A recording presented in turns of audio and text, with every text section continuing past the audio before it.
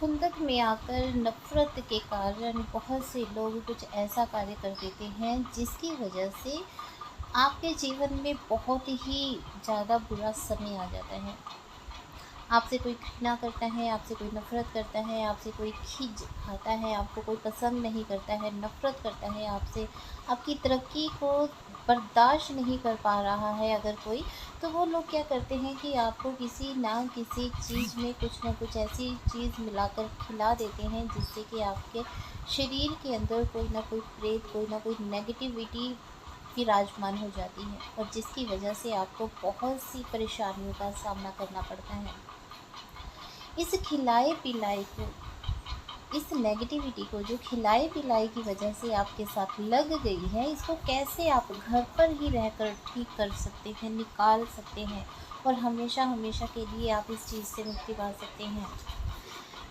आज के इस वीडियो में इसी के बारे में आज हम चर्चा करेंगे। जय माता दी, आप सबका स्वागत है मेरे इस यूट्यूब चैनल पर।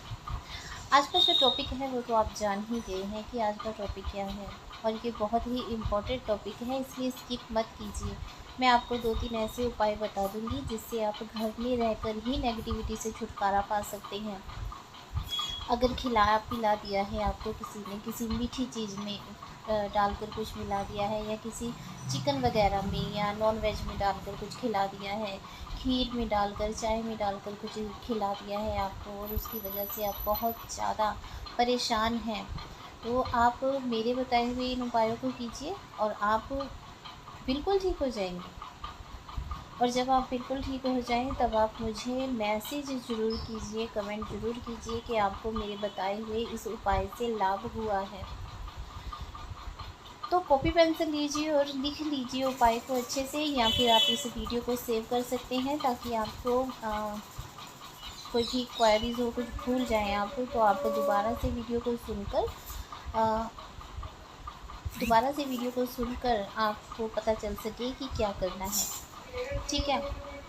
बहुत बुरी दुनिया है और दुनिया से बचकर रहना बहुत ज़रूरी है, वरना लाइफ ख़राब हो जाती है। बहुत से लोगों को ऐसा लगता है, घर के लोग सोचने लगते हैं कि जिस व्यक्ति को खिला पिला दिया है शुरुआत में, तो उसको पता नहीं चलता कि सामने वाले ने बहुत ही मीठे बनकर, बहुत ही प्यार से आपको ज़हर पिला दिया है। ज़हर यानी कि ज़हर का मतलब है कि आपको कुछ तंत्र क्रिया करके पिला दी है और ये ऐसा ज़हर होता है जो धीरे-धीरे आपकी ज़िंदगी को तबाह कर देता है।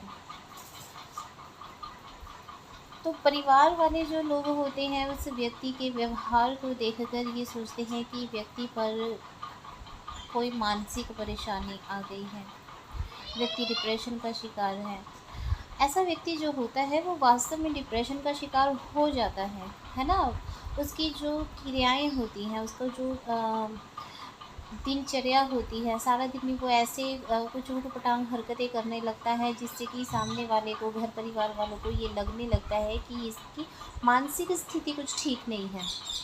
तो ऐसे में लोग हॉस्पिटल लेकर जाते हैं, दिमाग का इलाज करवाने लगते हैं, लेकिन वो इस तरफ ध्यान ही नहीं देते हैं कि उस बच्चे की कामयाबी से, तरक्की से, खूबसूरती से, अच्छाइयों से कोई जल गया है और उसके जलने की वजह से उसने उस पर कोई क्रिया कर दी है, किसी चीज़ में उसको कुछ मिलाकर खिला दिया है। उस तरफ उन लोगों का ध्यान ही नहीं जाता। रेगुलर ट्रीटमेंट करवाते हैं, हॉस्पिटल जाते हैं, बहुत उपचार करवाते हैं, बहुत पैसा पानी की तरह बहाते हैं, लेकिन व्यक्ति ठीक नहीं हो पाता। कुछ दिन ठीक होता है, उसके बाद जैसे दवाइयों का असर, क्योंकि दवाइयाँ जो होती हैं वो नींद की हो जाती हैं। दवाई देते हैं, सुस्ती छाई रहती है, व्यक्ति सोया रहता है, तो क्या पता चलेगा वो ठीक है या नहीं। और ये चीज़ें जो होती हैं ये एकदम से असर नहीं दिखाती हैं। जैसे आज किसी ने कुछ खिला दिया और उसी समय उसको असर हो जाएगा, तो पता चल जाएगा आपको कि इस व्यक्ति ने आपको कुछ किया है। पर वो व्यक्ति ऐसा नहीं करता। वो जब आपको कोई चीज़ खिलाता है तो उसमें कुछ नियम होते हैं, कुछ वचन दिए जाते हैं कि इस व्यक्ति पर जो ये क्रिया की जा रही है, इस क्रिया का असर इतने दिनों के बाद हो। इतने में वो व्यक्ति आपसे मिलना-जुलना छोड़ देता है या कम कर देता है या आपको खिलाना छोड़ देता है और आपको ये लगेगा कि नहीं, मैंने तो उसके हाथ से कभी कुछ खाया ही नहीं। आप भूल जाते हैं कि मैंने एक बार तो खाया ही था। क्योंकि बहुत चालाक होते हैं ऐसे लोग, वो कभी नहीं चाहेंगे कि उनके ऊपर कोई ब्लेम आए, ठीक है? तो आप सिर्फ हॉस्पिटल के ही चक्कर काटते रह जाते हैं।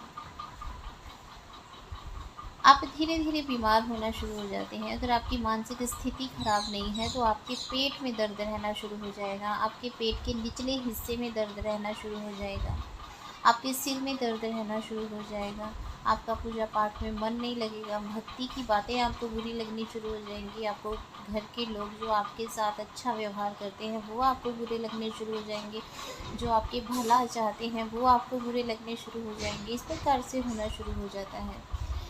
आपके परिवार वाले ही आपको बुरे लगने शुरू हो जाएंगे तो आपके परिवार वाले भी आपकी सहायता करने से हिचकिचाएंगे।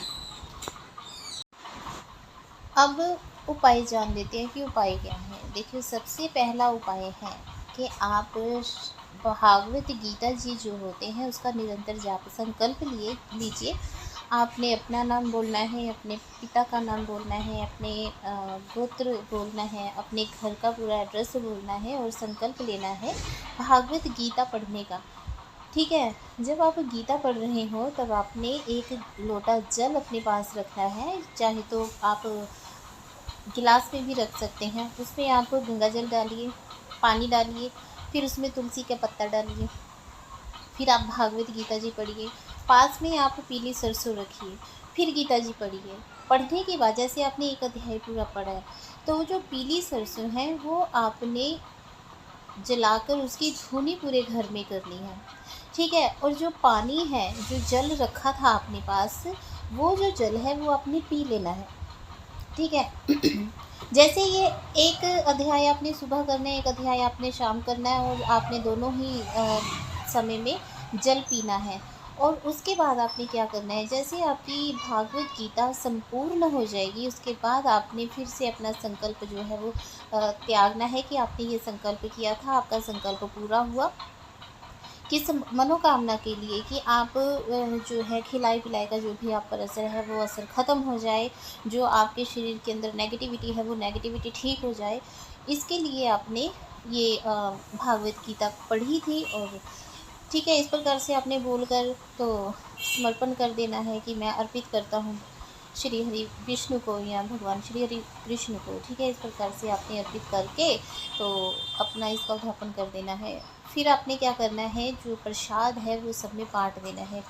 आप पीला प्रसाद या सफ़ेद प्रसाद लाकर वो सब में बांट सकते हैं। इस प्रकार से आपने एक बार आपने पूरी भागवत गीता पढ़ ली है तो इसका मतलब ये नहीं है कि आप बिल्कुल ठीक हो गए हैं। आपने बार बार भागवत गीता पढ़नी है। इसको आपने लगभग 6 महीने तो कम से कम पढ़िए ही। ठीक है, लेकिन जैसे जैसे आप पढ़ना शुरू करेंगे ना, शुरुआत में ही आपको इसका असर दिखना शुरू हो जाएगा।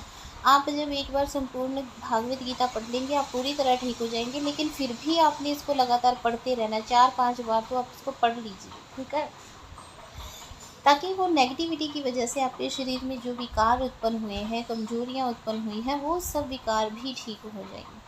दूसरा उपाय जो है वो ये है कि आप किसी सिद्ध शक्तिपीठ जा सकते हैं, जैसे बगलामुखी धाम है। बगलामुखी यहाँ हिमाचल में है और वहाँ पर हवन किए जाते हैं। आप वहाँ पर हवन कर सकते हैं। ठीक है, और आप बालाजी जा सकते हैं, मेहंदीपुर बालाजी, उनके साथ जुड़िए आप। ठीक है, आप कामाख्या देवी जा सकते हैं, उस वहाँ आप उनके साथ जुड़िए। माता काली की शरण में आप जा सकते हैं, माता काली से जुड़िए। आप भैरव जी की शरण में जा सकते हैं, भैरव जी से जुड़िए। आप वीर हनुमान की शरण में जा सकते हैं, हनुमान जी से जुड़िए।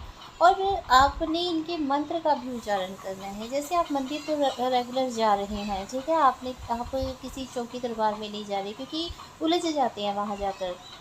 एक चीज़ तो निकलती है, दूसरे की 4 चीज़ें और साथ में ले आते हैं। इसलिए चौकी दरबार में नहीं जाना, आपने घर पर ही रहकर संकल्प लेना है और रोज़ मंदिर जाने का संकल्प आपने करना है कि मैं 43 दिन लगातार अपना नाम गोत्र वगैरह बोलकर 43 दिन लगातार आप मंदिर जाएंगे। इस प्रकार का आपने संकल्प लेना है। ठीक है, मंदिर आप जाइए, मंदिर जाकर आप भगवान से पूजा अर्चना कीजिए। अगर आप काली माँ के मंदिर में जा रहे हैं तो काली चालीसा का पाठ कीजिए, नवाण मंत्र का जाप कीजिए। अगर आप वीर हनुमान के मंदिर जा रहे हैं तो आप हन हनुमते नमः का जाप कर सकते हैं। ठीक है, ओम राम दूताय नमः का जाप कर सकते हैं, राम राम का जाप आप कर सकते हैं। हनुमान चालीसा, राम स्तुति दोनों को आपको पढ़ना होगा। भैरव जी के मंदिर जा रहे हैं तो भैरव चालीसा पढ़ना होगा। इस प्रकार से आपको चालीसा पढ़ना, मंदिर भी जाना है, चालीसा भी पढ़ना है, ये काम आपको करना होगा। तो जैसे आप मंत्र का उच्चारण कर रहे हैं, अगर आप नवाण मंत्र का उच्चारण कर रहे हैं तो मंगलवार शनिवार आपने गोबर के जो कंडे होते हैं, उपले होते हैं, उसके ऊपर आपने घी की आहुतियाँ देनी है 5 नवाण मंत्र से। घी की आहुति जब आप 5 बार देंगे तो वो जो भभूत बचेगी, जो वो राख बचती है, उसको भभूत बोला जाता है, उसका सेवन आपने करना शुरू कर देना है। ठीक है, माता काली से प्रार्थना करनी है कि ये जो आपको किसी ने खिला पिला दिया है, उसके निवारण के लिए आप इस भभूत को प्रसाद रूप में ग्रहण करना चाहते हैं तो कृपया आप उन्हें आप मुझे अनुमति दीजिए। इस प्रकार से आपने प्रार्थना करके भभूत जो है उसका सेवन करना। 1 चुटकी चाहे खाइए, आप पानी में मिलाकर खाइए चाहे, लेकिन खाना शुरू कीजिए। उसका सेवन जब आप करेंगे तो धीरे धीरे आपके अंदर की जो वो नेगेटिविटी है वो बाहर निकलनी शुरू हो जाएगी। घबराना नहीं है। अगर आपने खाना शुरू किया है, भभूत खानी शुरू की है, जल पीना शुरू किया है, इस बीच में अगर आपको उल्टी आ जाए, आपने उठकर बाथरूम में भागना नहीं है। जहाँ उल्टी आई है वहीं पर आपने उल्टी कर देनी है। ठीक है, तो उल्टी जब आप कर देंगे तो धीरे धीरे वो चीज़ बाहर निकलनी शुरू हो जाएगी। कई बार क्या होता है कि मन खराब होना शुरू होता है, मन मचलना शुरू हो जाता है, लेकिन उल्टी नहीं आती है, तब भी चिंता नहीं करनी है। जो आप बीज मंत्र का जाप कर रहे हैं, ठीक है, नवाण मंत्र का या ओम नमः शिवाय का, ओम हन हनुमते नमः का, राम राम का, कोई भी जाप आप कर रहे हैं उसका आपने निरंतर जाप करना है। निरंतर जाप करना है, सुबह भी शाम भी, तो आपके अंदर की जो वो नेगेटिविटी है वो खुद ब खुद बाहर निकलनी शुरू हो जाएगी। इसके साथ साथ आपने दवाई भी खानी है, क्योंकि नेगेटिविटी जहाँ होती है वहाँ पर शरीर में विकार उत्पन्न होना शुरू हो जाते हैं, कमजोरी आना शुरू हो जाती है, तो ये जो है दवाई के साथ ही ठीक होती है। दवा और दुआ दोनों काम आती है, तो ये आपने करना आरंभ कर देना है। इससे जो भी खिलाया पिलाया होगा आपका बिल्कुल ठीक हो जाएगा। दवाई ये काम करेगी कि खिलाई पिलाई की वजह से जो आप बीमार रह रहे हैं, बीमार रहने की वजह से आपके शरीर में जो कमज़ोरी आ गई है वो कमज़ोरी दूर होनी शुरू हो जाएगी। ठीक है, इस प्रकार से आपने ये घर में ही बैठकर ये उपाय करना है। इससे आप बिल्कुल ठीक हो जाएंगे, बिना कहीं जाए ही ठीक हो जाएंगे। ठीक है, एक उपाय आपको और बताती हूँ। आपने 9 दिन के लिए भगवती काली की या माता दुर्गा की अखंड ज्योत जगानी है 9 दिन के लिए। अगर मान लीजिए घर का कोई सदस्य है, वो ज़्यादा बीमार है, उसको किसी ने कुछ खिला दिया है और उसकी हालत ही नहीं है कि वो उठकर पाठ कर सके, तब आपने क्या करना है, घर का ही कोई सदस्य, जिम्मेदार सदस्य 9 दिन के लिए संकल्प लेकर अखंड ज्योत जगाए और नवाण मंत्र का जाप करे। और नवाण मंत्र का जाप करने के बाद जिस दिन 9वां दिन हो, किसी पंडित को बुलाकर घर में, किसी पंडित को बुलाकर दुर्गा सप्तशती का पाठ करवाए और भोग लगाए माँ को, और उस भोग को, वो भोग जो है वो प्रसाद रूप में उस रोगी को खिलाया जाए। ठीक है, जल पिलाया जाए। इससे भी खिलाया पिलाया जो होता है 100% ठीक हो जाता है। अगर आपके घर की हालत बहुत माड़ी है, बहुत मंदी है, आप पंडित को बुला नहीं सकते हैं, तब आपने ऐसे में क्या करना है, आपको दुर्गा सप्तशती का भी हवन करना नहीं आता और आपके पास इतने पैसे नहीं है कि आप पंडित को बुला सकें, तब आपने क्या करना है, 11 आहुति ओम जयंती मंगला काली भद्र काली कपालिनी दुर्गा क्षमा शिवा धात्री स्वाहा स्वधा नमोस्तुते, इस मंत्र की डालनी है। और 11 ही माला, 11 ही आहुतियाँ, सर्व मंगल मांगल्ये शिवे सर्वासाधिके शरण्ये त्र्यंबके गौरी नारायणी नमोस्तुते, इस मंत्र की डालनी है। और 108 आहुतियाँ जो है नवाण मंत्र की डालनी है। ओम ऐं ह्रीं क्लीं चामुंडाय विच्चे, इस प्रकार से करेंगे और उसकी जो भभूत बाद में बचेगी वो रोगी को खिलाएंगे, उससे भी आप 100% ठीक हो जाएंगे, लिख कर दावा दिया जा सकता है। तो अगर आपको किसी ने कुछ खिला पिला दिया है और आप बहुत परेशान हैं, कहीं भी आपका हल नहीं हो रहा है, परेशानियों में फंसते ही चले जा रहे हैं, तो मेरे बताए हुए इन उपायों में से कोई एक उपाय करके देखिए, 100% आपको लाभ होगा। तो ये आज का टॉपिक था। आशा करती हूँ कि आपको अच्छे से समझ आ गया होगा। अगर आपको मेरे बताए हुए उपायों से लाभ हो तो प्लीज़ कमेंट ज़रूर करें। जय माता की ज़रूर लिखा कीजिए। जय माता की, खुश रहिए, खुशहाल रहिए।